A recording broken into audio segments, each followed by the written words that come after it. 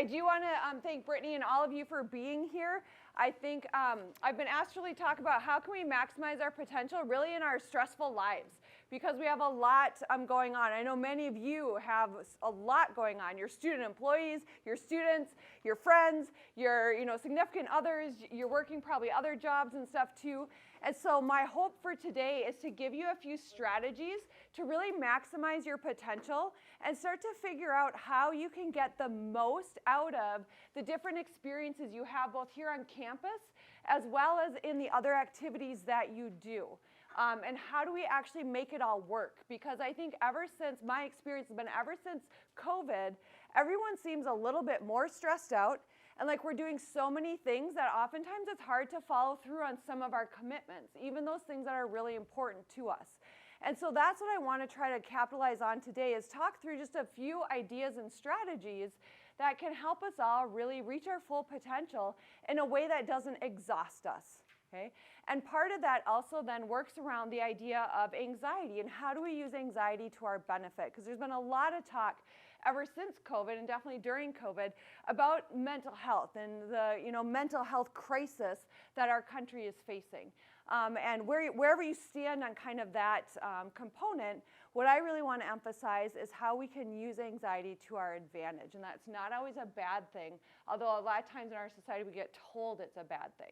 So that's kind of my hope and plan. As we go through today, please ask questions. And like I said, there will be times where you'll get to interact with each other. And so listen for the hand clapping to bring your attention back as well. So I want to first start with an activity. And I want you, what I'm going to do is I'm going to split the room straight in half here. So the white sweatshirt, kind of blue top, you guys are on this side of the room, so that's the left side, right? You guys will be on the right side of the room, okay? Left side of the room, I want you, and you could talk through it with the people next to you if you want, but on the top half of your piece of paper, I want you to write down, how does excitement feel in the body, okay? How does excitement feel in your body? What sensations do you get? What kind of feelings do you get? You guys get to write down what are the sensations that come up for anxiety, okay? So how does anxiety feel in the body, okay? So I'm going to give you like 2 minutes to do that. Okay, so I caught a little lull in the conversation. Shout out some ideas of how does excitement feel in the body. It's a rush. Okay, it's a rush. Sense of anticipation. Anticipation. Okay, next one. Adrenaline. Joy. Okay, so that's another emotion. Yep. How does it feel in the body? Warm. Okay. Yeah. Totally, right? Yeah, you can get hot, you can get sweaty. Yep, it's all good. Okay, yeah. You're feeling it right now. You're so excited to be here. It's awesome. Yes. Okay. What else would you add? What does your heart rate do? Spikes. Okay. Cardiac arrest. We don't want to go that far, right? But, right, you might get an elevated heart rate. What else? Okay. Do you feel kind of like, I don't know, what do we call it, like jittery? Okay, we'll go with that, right? So kind of like a need to move, okay? So those of you with anxiety, how does that feel in the body? Quick heart rate. Okay, so we have a quick heart rate. And usually the breathing goes along with that too, right? Like you might have a little bit more rapid breathing for both. What else? Sweating. Okay, so I'm going to put warm again, right? But yep, so we've got sweating. Foggy brain. Okay, sure. Okay. Anything else you'd add? Yeah. Just kind of like tenseness. Oh, yeah. Okay. All right. So obviously there's some similarities here, right? We've got the kind of the adrenaline, maybe the tense is a little bit different than jittery, but you still might have a little bit of muscle tension in both. We've got a rapid heart rate, right? Maybe some heavier breathing. That's maybe where the adrenaline comes in a little bit. We have some differences in terms of, adding on an emotion of joy there and kind of a foggy brain. So my question to you is, even though we experience very similar physical things in our body, right? These are two very different experiences, anxiety and excitement. So what makes them different for us, even though physiologically they show up very similarly in our body? Yeah. Our association with positivity and negativity towards that experience.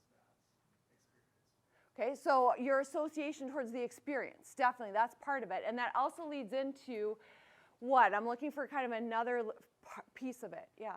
One kind of creates us like good stress, and one sort of like bad stress. Yep, and so we have good and bad stress, and what impacts our decision about if it's good or bad? The consequence at the end, like what it's leading to. Yep. If it's a good thing for us, or if it's not necessarily. Sure, so it could be what the consequence is, right? What the end point is, okay? How many of you in here like roller coasters? Okay, raise your hand. How many of you don't like roller coasters? Okay, oh, we've got a pretty good split, right? So when you ride a roller coaster, you have different sensations, right? And the one that most people talk about is when you drop and you have that drop in your stomach, right? The pit your stomach drops out, okay? For those of you who like roller coasters, what's the thought that goes through your head as you're about to go down one of those big, drops or have your stomach drop? Like, what do you think? Yeah. Yes, right. I'm thinking in my head, like what I'd say, be like, woohoo, right? Like, oh my God, that feels so weird, right? Those of you who don't like roller coasters, what goes through your mind? Don't puke. Right? Okay, don't puke, right? But what about and is that when your stomach's dropping? Yep, okay. Do any of you think, oh my God, why did I agree to this? Right? Like, I'm going to die? Okay, like, did they really get the lock in? Like, is it going to hold, right? So what's happening there is we're focusing on different things, right? And our interpretation of the experience is part of what tells us, should I be excited about this and have joy and think this is really cool and fun? Or am I nervous? Am I anxious? Am I fearful of this? Okay? Part of it has to do with what's the end result, right? It's going to vary by circumstance. But a lot of times when we look at anxiety, people notice the physiological sensations first because those are the noticeable things. So your heart rate, your breathing, you're feeling warm, your adrenaline's going. And how we interpret those signals really tells us, do I feel more on the excited side or do I feel more on the anxious side? So one strategy is you think about the different things that cause anxiety and stress in your life. It's part of it is how do you look at it? How do you frame it for yourself? So one of the things I want to talk about is your perception of events. Now, as you look at this picture, how many of you see a person looking at you? Okay. How many of you see a person looking to the side? Okay. Some of you do. Okay, I'll give you a second to see if you can do it, because once you notice it, you can't unnotice it. Okay. Okay, so if you can see both, right, so that's the kind of a symbol for the flexibility. This is an illusion, but it's also the idea that how you look at things, right, your perception changes what you see. Okay? And it's the same thing in terms of how we feel things. How we perceive things and the way we interpret them impact our experiences of them. And so with this, one of the things we want to look at is how do we think and how do we talk to ourselves about the experiences in our life. So how many of you can relate to this scenario? Let's say in this next week you have 2 tests, a paper due, you picked up some extra work shifts, and then it's also your friend's birthday that you're helping to plan. Can you relate to that? Anyone? Okay, I see some head nods. Okay, right. What would be something you could say to yourself that would make you feel anxious in this situation?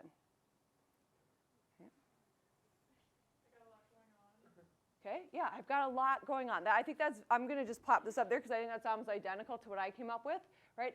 I have too much to do, right? I've got a lot going on. It's too much, okay? So notice the tone of that, right? It's like it's too much. The wording there already makes it seem overwhelming and insurmountable because we're already saying it's too much, okay? So what would be something that would temper that and make it feel more manageable, okay? It's not going to make you feel excited about it, right? So we're not going to go that extreme. But what could be something you could say to yourself about all this that makes it feel less overwhelming?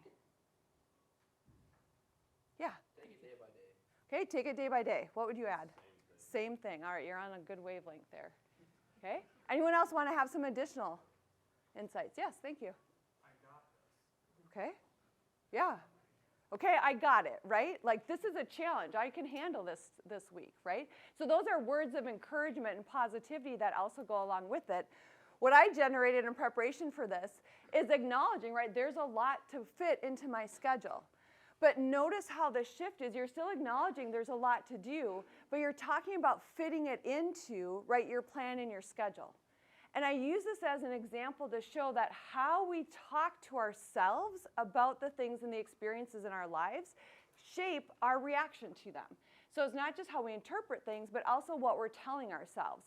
So I know even for myself, when I've got really busy weeks or things are falling apart at home, you know, the kids are sick and we've had so many snow days, some that you guys had, some that you guys didn't have, but I still had to do because of my kids. And I'm sitting there be like, how am I supposed to get all this done? It's too much. I can't do it, right? I feel more overwhelmed and stressed out and incapable versus those days where I'm like, you know what? There's a lot to do. I can fit it in. This is the plan I'm coming up with, right? So kind of thinking through what you say to yourself actually can have a huge impact on your immediate mood and experience. Okay, let's take one more. Okay. So you're about to go to dinner with two close friends you haven't seen for a while. One of them says, oh, I'm going to bring 3 additional people that I just met who I think are really cool. They're going to crash our dinner. Okay. Now, for individuals who maybe are a little bit more socially anxious and get nervous about new situations, what's something that they might say to themselves that would either increase their anxiety about the situation or feel more negatively about it?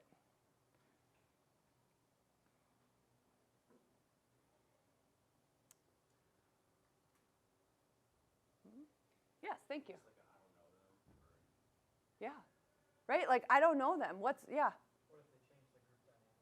Yeah, right? They could change the group dynamic. I don't know them. This could be really weird or awkward, right? So thinking about just kind of focusing, again, it's about your focus, right? If you're focusing on kind of more of the negative, it's harder to have a more neutral, even a neutral response to the situation.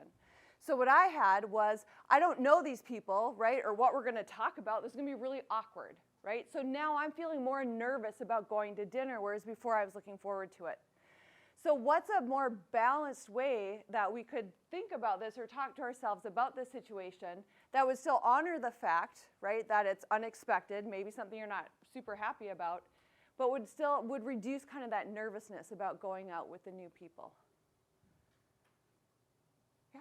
They're already hanging out with your one buddy, so they gotta be similar.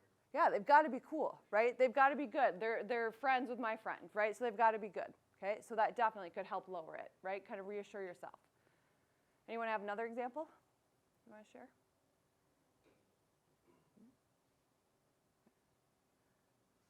No? All right, well, I'll share mine. Okay, acknowledging that it's awkward, right? Like, it could be awkward, okay, but I'll get to see my friends. So it's kind of along the same lines. Like, I still get to spend time with my friends, even though it might be a little bit awkward, right? If you want to be really optimistic, you might go with, and maybe I'll make some new friends or something like that, right?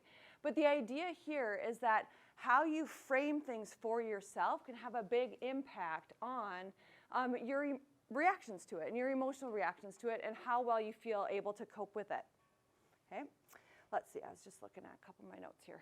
Okay. All right. So one of the things and one of the skills I want you to practice and try to take out of this is this notion of being balanced. Because one of the things you want to avoid, and what I'm not trying to say here is being overly optimistic, because we have to honor the fact that the social situation is awkward. There's a lot to do. There are many things. And so we're not trying to remove stress, but we're trying to help it so that our stress feels more manageable to us. That's part of the skill set here. So that's why being balanced and realistic in how you frame things for yourself becomes important. Right? So this is what I want you to really kind of take away with is kind of key point number 1. Okay? How you frame things for yourself is going to have a huge impact on your perception of your ability to cope with them. When you perceive you can cope with things, you actually fare much better, okay, than when you perceive you can't cope with things, right? That's when we shut down, we withdraw, we Netflix binge watch, right? We hang out in our bed for hours and hours and so forth, okay? When we feel like we can't cope with things, unless it's a really good show. Okay. All right, so I want to spend a little bit of time talking about anxiety. How many of you have kind of gotten the message from, let's say, society and stuff like that, that anxiety is bad and we shouldn't really have to feel it? How many of you, do you kind of subtly get that message?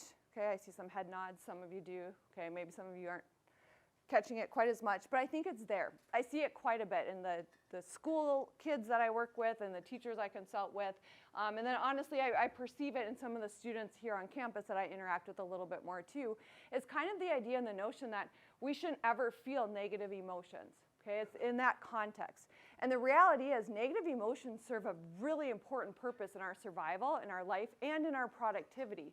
If we didn't have them, we wouldn't know when to be on alert to keep ourselves safe.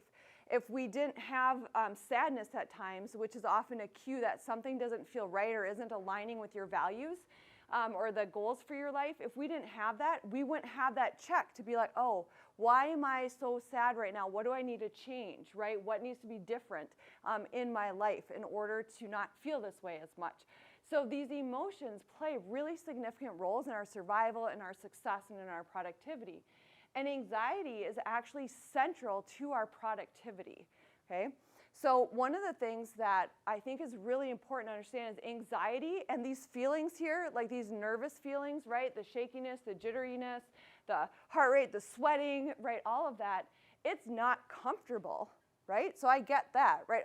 It's uncomfortable. It feels uncomfortable. It's not pleasant, okay?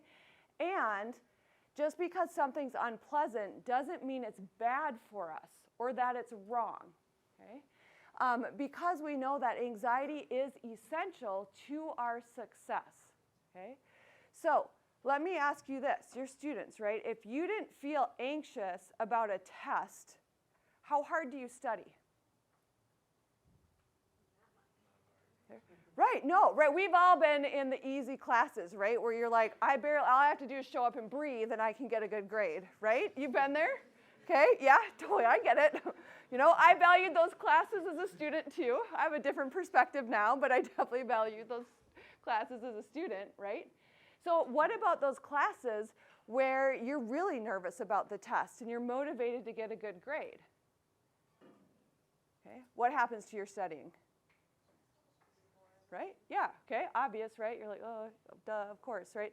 So that's the key, that's what I'm getting at here. So when you think of anxiety, it works in this kind of reverse or bell-shaped curve.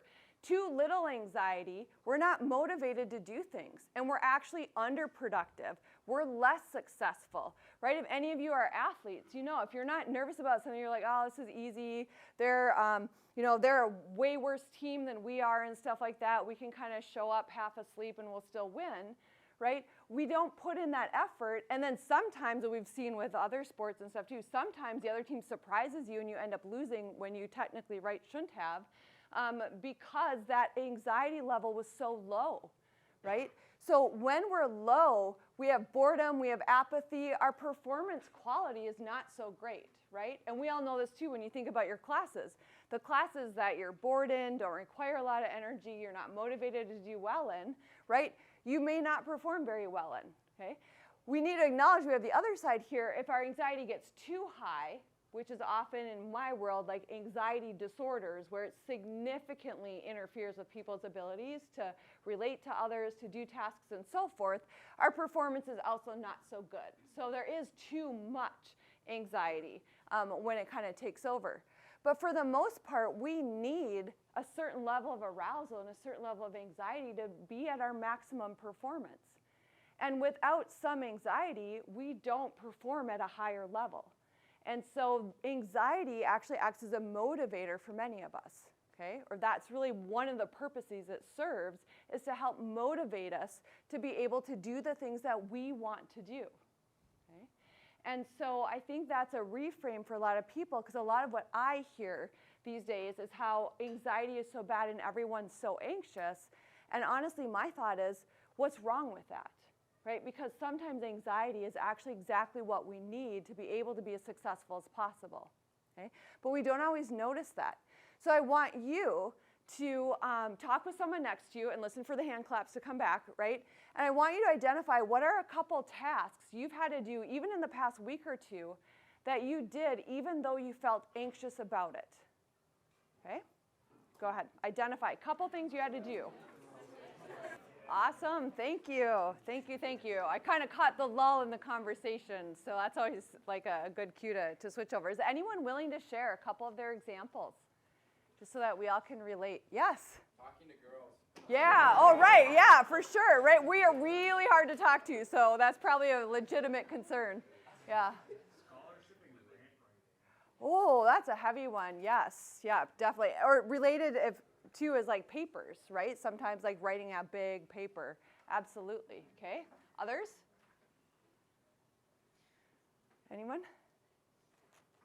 Okay, right. Yes, oh my gosh, definitely, right? So the other day I had to go to Menominee actually for a meeting, and it was, what day was it? Oh, it was just yesterday, so it was Monday. I've had a busy week. And I went through, it was right during that time period where we had the snow again, and I went through snow and rain and sleet and snow again, right? Completely nerve-wracking, right? But yet did it and stuck with it, right? So that's just an example to remind ourselves that we do a lot of things in our lives feeling anxious, okay?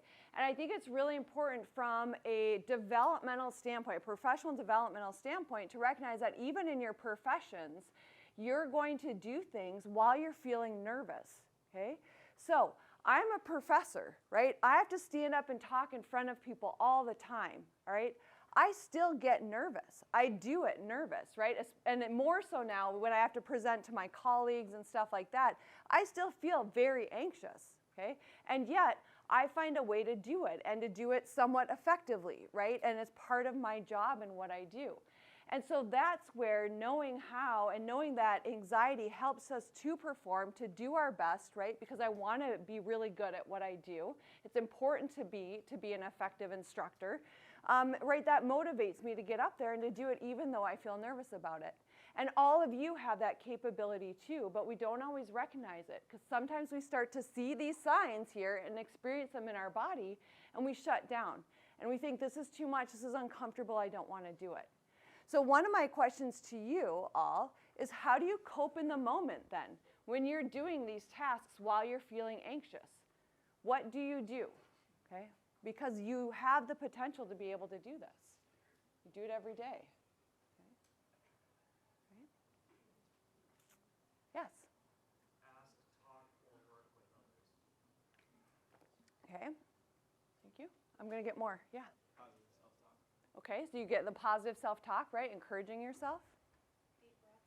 Deep breaths. Deep breaths? Yeah. Yeah. Still it? Yeah. Yep. Right? Taking the moment. Okay. Anyone want to add in? Yes. Just think about how good it'll feel when you get done with whatever is making you anxious. Absolutely, right? Like I just got to get through, right? For me, I'm like, I just have to get to stout. Yeah. Talk through it with somebody. Yep. Okay. In the moment, though, if you're doing the task, depending upon what the task is, you might not be able to talk through it. But sometimes you can, right? I just want to make that clear for everyone. Yeah. Like a reward. Yeah. Yep. So reward yourself to get through. I don't have an ending. I didn't hear that. Make an ending. Okay, yeah, like an end date or an end time. Yep, absolutely, right? So it depends on the situation, what you can do in the moment, but it's important to start to recognize that there's all those strategies. So how many of you have noticed that I talk a lot with my hands and I move around? Okay. Have you noticed that, right? Like it's obvious, right? I'm doing it all the time. That's one of the ways that I have found to use my nervous energy when I talk, when I present, when I do things. Right? Because it's a way it builds up. Or if I can't, like sometimes when I do workshops and trainings and they're like, you need to stay right in this lens, right? Like for the camera, I'll sit there and I usually have something that I fidget with, okay? Sometimes it's my ring, sometimes it's the clicker, it could be a pen, things like that. Those are coping in the moment strategies that we can use depending upon, again, our circumstance and situation to use that anxiety to our advantage. Okay? So you want to start to think about how do I use this nervous energy to my advantage? How does it help me be more productive? Okay? Another way we do that, and some of you hinted at this with your rewards at the end in terms of what are the end points that we get to and the outcomes, but you also can think about how do I cope ahead? So let's say I'm going to use your example. What's your name? CJ, perfect, thank you. So I'm going to use CJ's example of, right, talking to girls, right? And so, right, no, but this is so perfect, yes, right? You win the bonus prize for contribution today. So, right, so when you can cope ahead, Like if you know you're going to be in a circumstance where you're going to need to talk to a new person, right? In CJ's case, like maybe a new girl or something like that, right? You think about it, and you can sit there and you can spend lots of time being like, oh my God, what do I say? They're so weird. I don't know how to talk to them. Like they only like these things and I like these things, right? And you can get all caught up in your head and not know, like, what do I say? And so you get there in front of that new person and you're like, hey, right? And then you leave, okay? Because you're caught, you're frozen in the moment, right? Have you guys been there? Yeah, like I've been there, totally, right? Okay? So what we do in coping ahead is you can start to think about, what do I do in that circumstance? And my heart is racing, my brain is foggy, I can't think of what to say, right? Sometimes this is where you start with the things that are a little bit more rehearsed, but at least break the ice and allow you to start to have a conversation. Or you game plan. You're like, all right, so maybe you know a few things about the individual or the circumstance. Maybe you're going to one of the events on campus. Let's say we're going to the gymnastics team meet, okay? And so we're sitting there, and we know a little about gymnastics. And so you're there, and you're talking about it. You can pre-plan, right? What are some things about gymnastics that I could ask about, right? How do I bring up a conversation, even if I know what I don't know, my kids just started gymnastics, so I know a couple terms, but not many. But right, what if I know what a kip is, but I pretend I don't, right? And I ask, so what's a kip, and how do you work that into your routine, right? And things like that. That's coping ahead, right? That's making a game plan for what you know is going to be anxiety provoking for you, right? So you have to give a class presentation. How many of you have been nervous about a class presentation? Okay, right? Very, very normal, okay? So you think about, what do you do to cope ahead for those circumstances? What do you typically do? Practice. Yeah, exactly, right? We practice ahead of time, okay? We rehearse, okay? So we plan for it, and then we plan for, what am I going to do if I get there and I feel really, really nervous, okay? And I'm having a hard time thinking about how I start, right? Maybe I take my deep breaths. Maybe I look at my notes quick, right? And things like that. Coping ahead is proactively planning for how you're going to manage your anxiety in the circumstance you're most worried about, okay? And so that's another strategy, if you don't already do it, that you can start to do. So you can think about, what's the next thing you have kind of in front of you that you are feeling nervous about or that you are anxious about? What can you do before that event happens to help reduce the likelihood that the anxiety will stop you or make you less effective in that situation? Okay? Because if you know it's going to be anxiety provoking, you can plan ahead. Okay? Because what we're trying to do is make sure that our anxiety level stays in kind of this middle ground. Okay? The one caveat I do need to share is, like I mentioned before, the anxiety disorders. So this is when you really cross the threshold where your anxiety is really taking over you and is starting to really interfere with your ability to think, to relate to others, to get your daily tasks done, and so forth. And so I'm not going to go into a lot of detail about that because that requires more clinical interventions. But I'll tell you some of the things and strategies we're talking about today, like especially even that reframing piece and how you're talking to yourself, are some of the strategies that we use clinically as well to help people with really severe anxiety. So those are things that we can do even proactively. We don't need to be in this high level of distress to still be able to manage our anxiety effectively so we can be maximally productive. Okay? All right. Any questions about that? Or additional ideas or tips people have for how they cope in the moment with anxious things?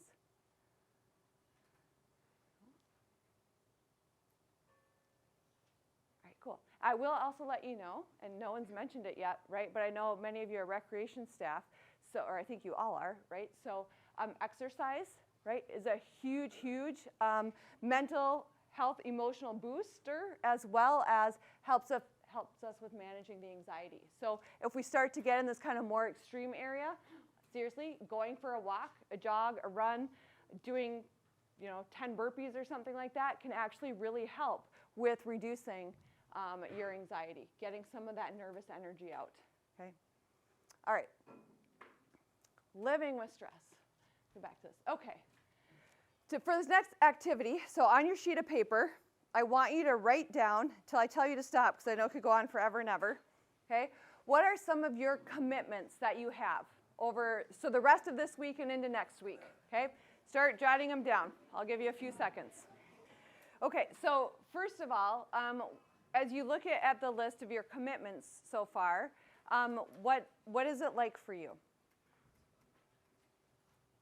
Things that I normally do during the week for sure. Mm-hmm. Yep, so things that you normally do. Does it seem overwhelming? Does it seem like doable? Kind of where are you falling on that? Give me some ideas. Yes? I was more stressed out as I was writing my list. Okay. And it's pretty long. Okay, yep. That's okay. Yep, no, right, like, I expected some of you to be like, oh my gosh, like, this is, like, really stressful, and now I see it all laid out, right? How many of you, once it was all laid out, was like, okay, now I kind of know what to do, or I feel like I can set myself up, okay? So some of you say yes that way, right? So writing things down, you know, when you do it all at once, has a lot of different effects, but I do want to let you know that as one strategy, especially if you're having trouble going to sleep at night because you've got so much in your head, writing down the key things that you keep coming back up or the things you need to do the next day can actually be really helpful because it gets it out of your brain so your brain can stop thinking about it and you can like relax or take a pause for a moment. Because sometimes if we don't write things down, it stays stuck, right? Because we're like, I have to remember to do that. Okay, so whether your commitments are, you know, external commitments or if they're academic commitments and so forth, right? Sometimes writing them down really helps. And if you see whoa, I've got a really long list, that still allows you then to proactively plan, right, for how am I going to spread this out. But how we spread this out also matters based on what our goals are and what our values are. Okay? So I want to spend a little bit of time talking about the quantity and the quality of the commitments that we have. By a show of hands, how many of you feel pressure that you need to do as much as you possibly can so you can stand out and get that job or get into grad school? Like, right? We're talking about like the resume builders, okay? How many of you are trying to maximize as many activities, clubs, and involvements on campus as possible so your resume looks like that golden person who's going to be hired? Okay, okay, a few of you, okay? So the pressure's there. Some are really kind of pushing themselves to do a lot. I hear a lot, my perception, and if I'm wrong, please let me know because it's my perception, that a lot of us are what I say trapped kind of in this quantity perspective, especially when it comes to college and the different experiences that we can have, is we're really focused on building that vita, right? Like how many leadership roles can I take? How many clubs can I be involved in? And we know we need a balanced work, right? Like, so I need these different jobs so I can pay my bills, but which jobs actually maybe help advance me towards my career and so forth. And then like, oh, right, there's classes, there's learning, there's sports, and there's my social life too, right? So that's a lot that we're trying to fit in. And one of the things that gets lost in that is the quality of the experience, okay? Especially many of the things we do on campus in our leadership roles and, you know, in your roles as like student staff and leaders for recreation, right? You want to think about what are you trying to get out of your experiences, okay? So I'm going to, hopefully this analogy works. I was thinking about it on my way over here, okay? Which type of test requires like a deeper set of knowledge or understanding? Multiple choice or essay? Okay, essay, okay? Okay, so again, it kind of depends, right? But why is it that essay tests kind of require deeper knowledge and understanding than multiple choice? Say it? It's open-ended. Okay, it's open-ended. So what does that mean? Yeah. You have to structure an argument. Okay, you might have to structure an argument. The answer isn't right there. Okay, you can't just recognize the answer. You can't just guess if you don't know it. Right, exactly, right? You can't guess. So you're saying you have to actually know it, right? Have a plan, have a deeper understanding of the structure, the argument, right? It's open-ended, it's up for interpretation, okay? So when you think about what you want in your life, okay, even just like big picture life, as well as what do you want out of your college experience, do you want a multiple choice test college experience and life, or do you want an essay exam experience in life? Does that make sense? Okay. So what I'm trying to get at here, when I think of it in the role of an employer, right, do I want someone who can say, for my profession stuff, I think like research experience is important and applied experience and so forth. So I think to myself, do I want someone who says, yes, I've been involved in 5 different research projects with 3 different faculty members, okay, and they've gotten little snippets of the research experience across the way? Or do I want someone to come in and work with me who's had 1 research experience that lasted across a year and a half or 2 years, and they went in depth and understood how do you develop a question, how do you design a study, how do you collect the data and analyze it, okay? So as an employer, right, which one do you think I'm a little bit more interested in? Okay? The second one, right? So someone who has an experience that they can tell me what skills did they develop, what content knowledge did they actually have practice using, right? So I want someone who actually has some depth to the experiences they've had. So you can be on 6 different student committees and leadership groups, but if you're not able to really learn and take on a leadership role, a leadership task, and understand how do I navigate conflict? How do I navigate people not carrying their weight? How do I navigate, designing a program and implementing it? And instead you sit on the committee and you're like, yep, here's a few ideas and so forth, and then you go on to your next committee and so forth and stay at the surface level. You don't get the rich skills that you need for success in your career and in what's coming in the future. And it's the same thing, many of our habits that we develop in college carry through to the rest of our life. So if we're doing the multiple choice college life, sometimes that'll carry over into our broader life too when you get a job and when you're starting, your lives kind of outside of school. And you're like, well, I'm going to do all these different random things, but nothing maybe feels as rich or as deep and as rewarding as the quality experience. So I think, this is me getting a little bit on a soapbox, but I think in our society, we're hitting a maximum side where so many people are focused on quantity, like how do I build and say, yes, I was involved in 5 different clubs on campus in addition to working and taking a full load and so forth, versus, I took a full load and I was involved in these 2 clubs for like 3 years, and I really designed and helped develop and advance this part of this club, I was a leader in this one and so forth. That stands out more than just quantity. And so we get messages of quantity, but we're missing quality. Like, how do I get the most out of those experiences I commit to? Okay? And that links into part of our values. So I want you to go back to your list right now, and I want you to look at them, and I want you to put a star by the ones that are most important to you, okay? And think about why. Why are they the most important to you? Okay?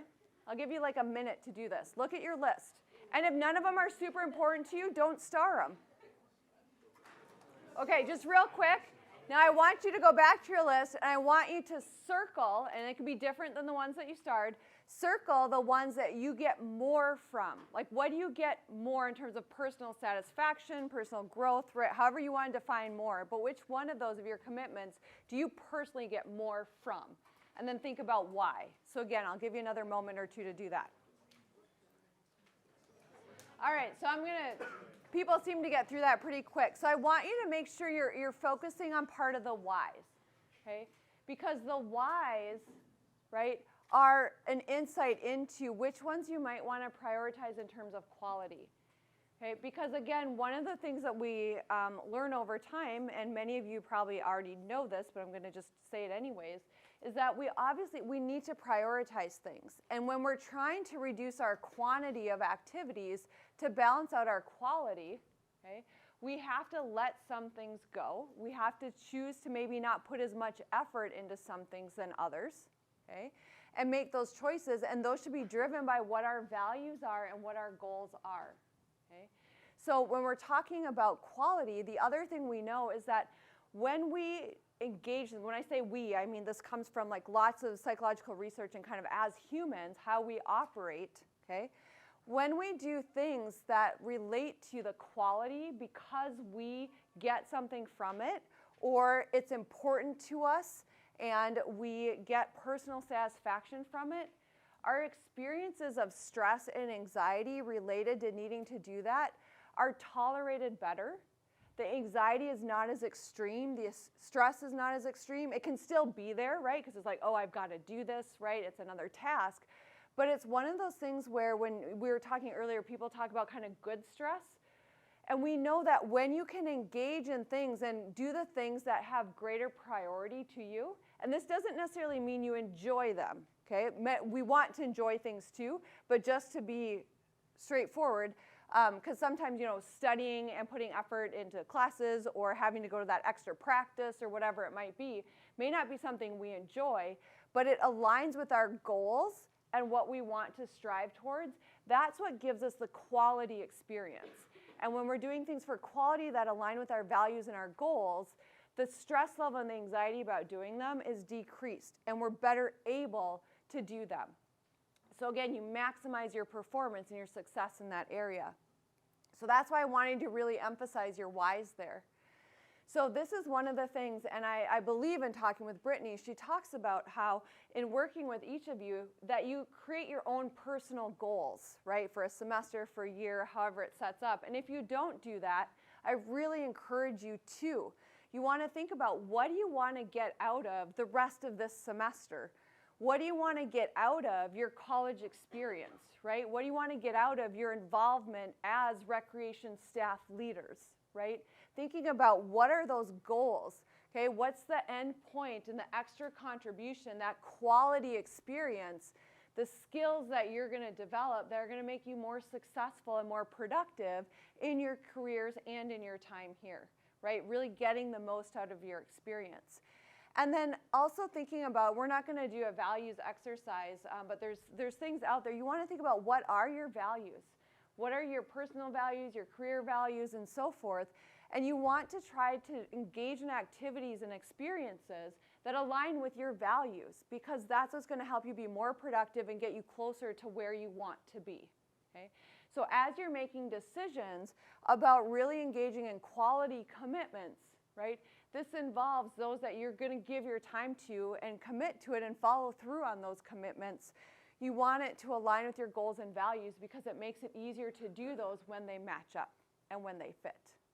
Okay?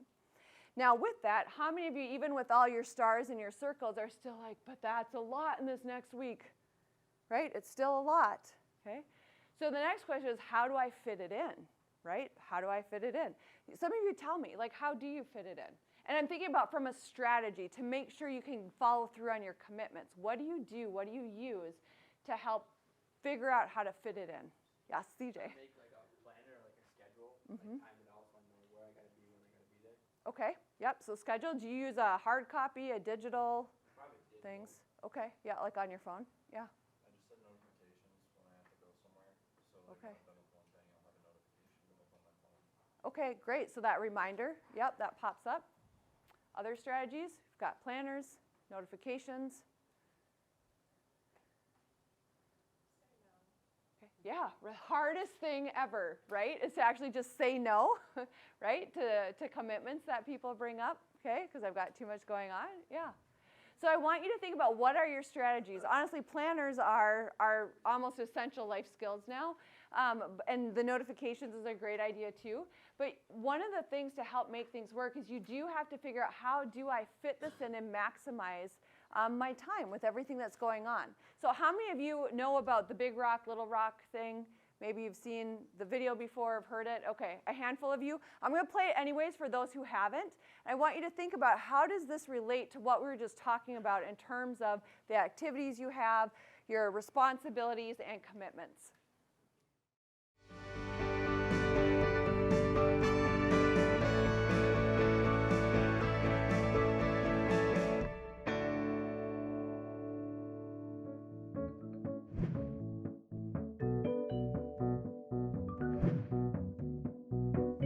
Does your week get filled up with activities and you have no time left to study?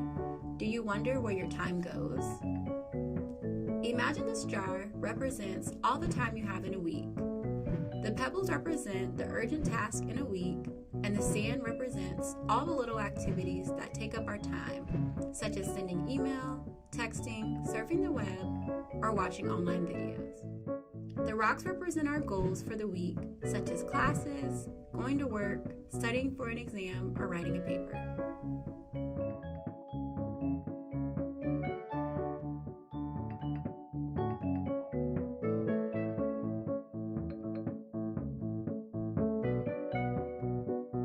Without a plan, our jar gets full quickly, and there is no room for our goals.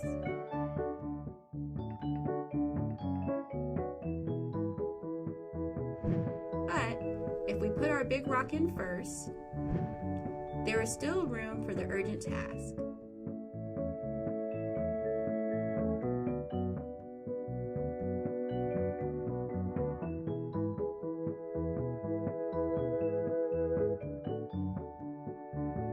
As well as the small daily activities.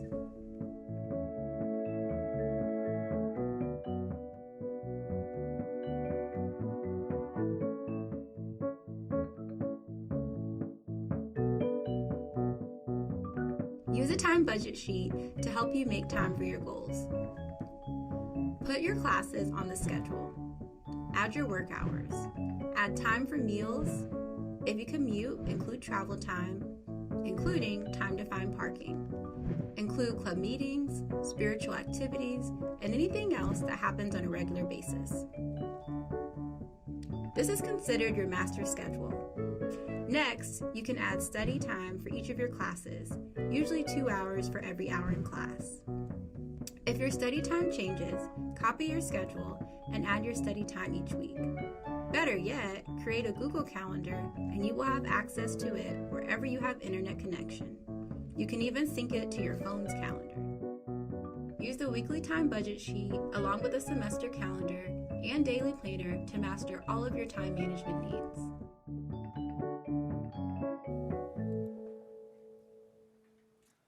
All right, so I know that seems pretty straightforward. Oh, sorry. How do I get?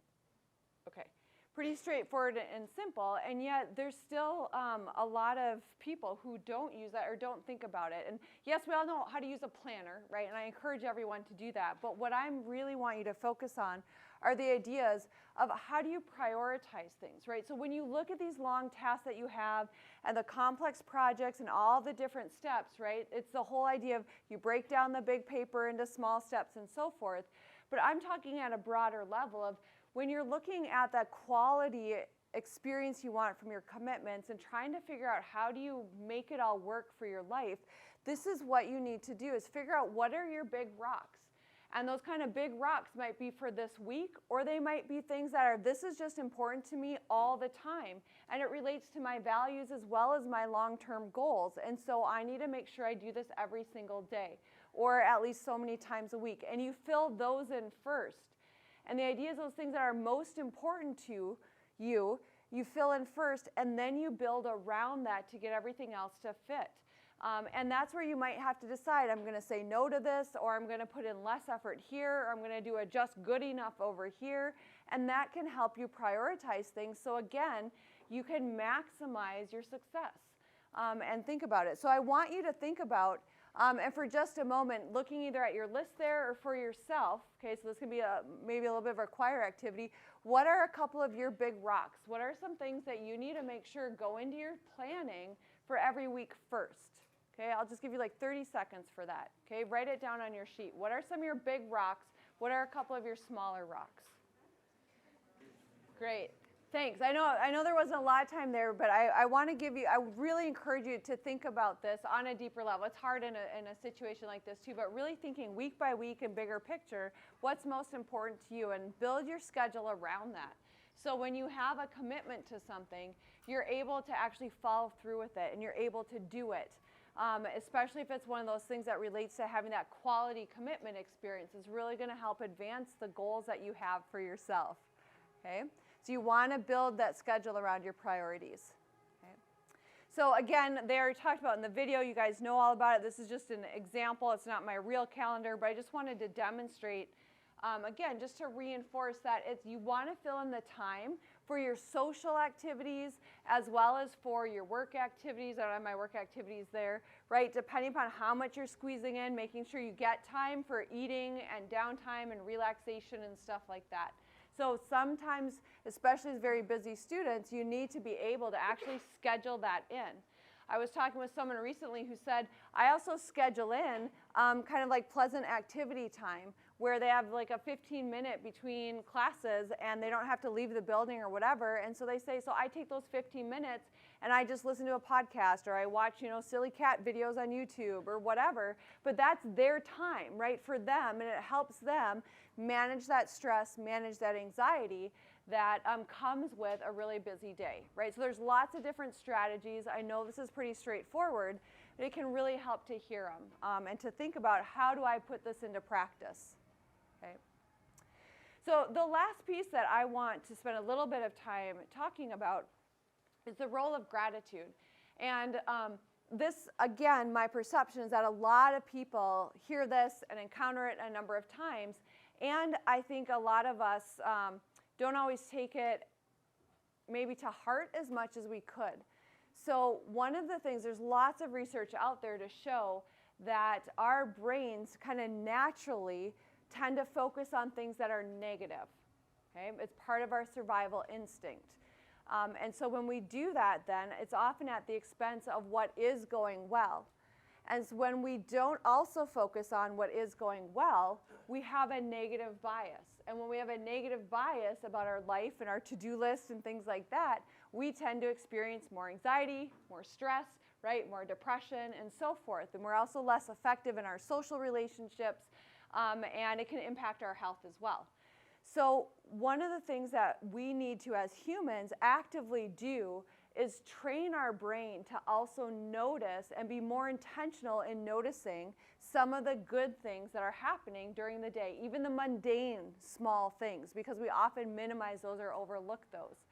So gratitude and practicing gratitude is one way of helping to train your brain.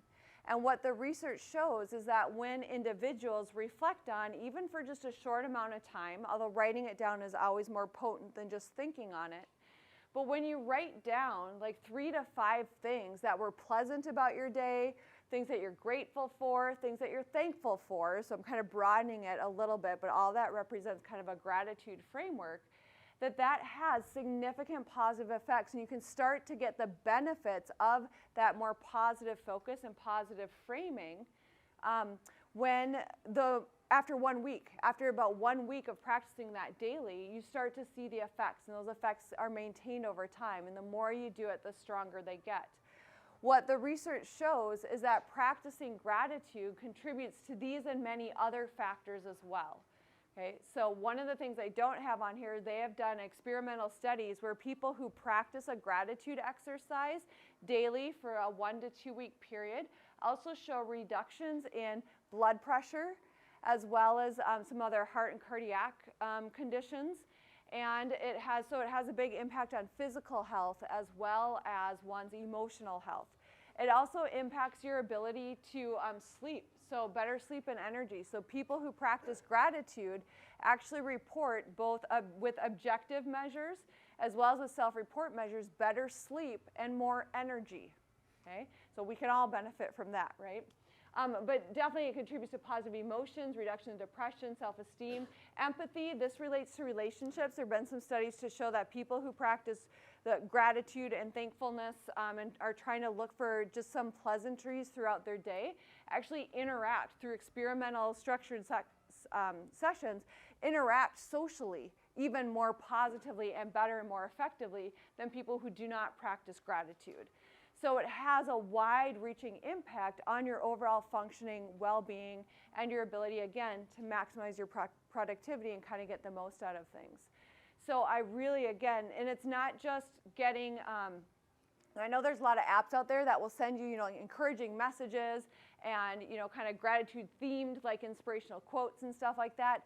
That's nice, but that's not what I'm talking about. This is you generating from your day. What were some good things about my day? What are some things I'm grateful for or thankful for? And really helping yourself to notice those. especially on the bad days. So when you're having a really, really bad day, thinking about, is there one small piece, that was good? What was something that was pleasant? Because you want to make sure to try to have that balance, okay? One other thing that relates to this, I don't have a slide to back it up, but it's called building mastery, okay? So it relates to our idea of our task list as well and having a reward at the end. We do a lot of things in our life that are mundane, right? Kind of boring, not so exciting, okay? Not necessarily super fun, okay? But when we accomplish them, we feel really good, like that sigh of relief, like, whew, it's done, okay? One of the things for me, I'm just trying to be concrete, I'm going to ask you guys for a couple examples so you can think about it, is putting away the laundry, okay?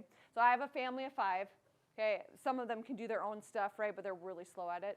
So, right? So we do laundry, we have like 4 baskets of clean laundry laying around, it's time to put it away.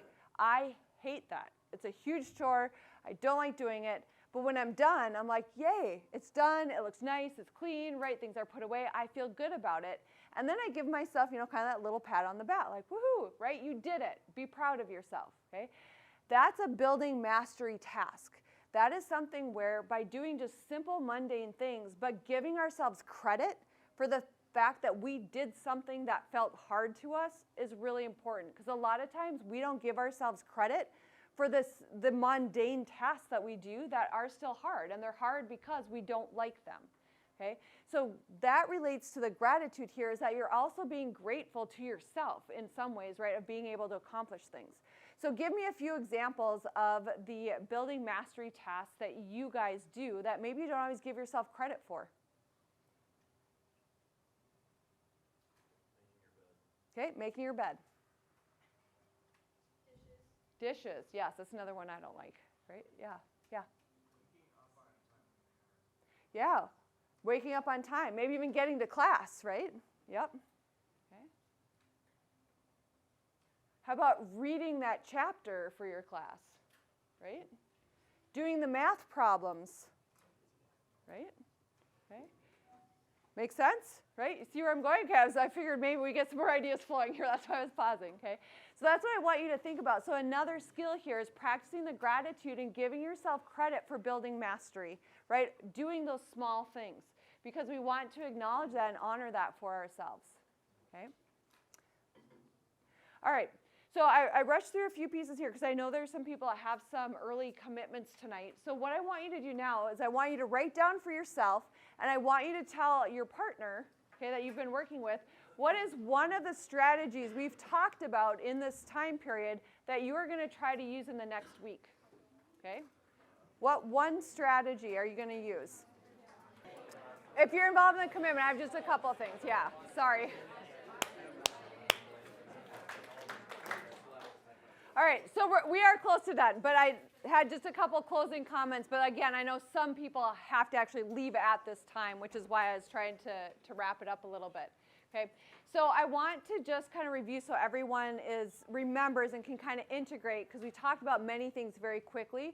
What are some of the core strategies did we talk about in terms of starting to be able to maximize your productivity and use stress and anxiety to your advantage? What are some of the things you heard that you'd take away from this, or that you say you're going to practice? Yeah. Big rock, small rock stuff. Okay, the big rocks, small rocks, okay, and planners, yeah. That positive mindset. Okay, so framing, how you talk to yourself about things. Being more grateful. Okay, working on the gratitude. Okay. I'm going to take away that it's normal. Everybody gets anxiety and excited. Mm-hmm. It's not just me. Right, yeah, nope, not just you, we all do, right? We've all been there. Your phrase there made me think of, do you guys know, I'm dating myself a little bit, but the REM song, Everybody Hurts? Okay.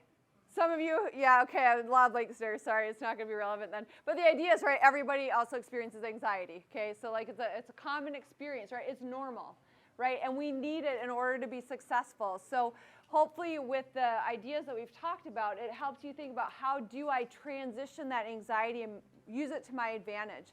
Also make sure, I think a really core message that I personally hope you guys really take to heart is that quantity over quality. Is really starting to think about what are my goals, what are my values, and what do I actually want to put my time and energy into so I get the richest experience possible.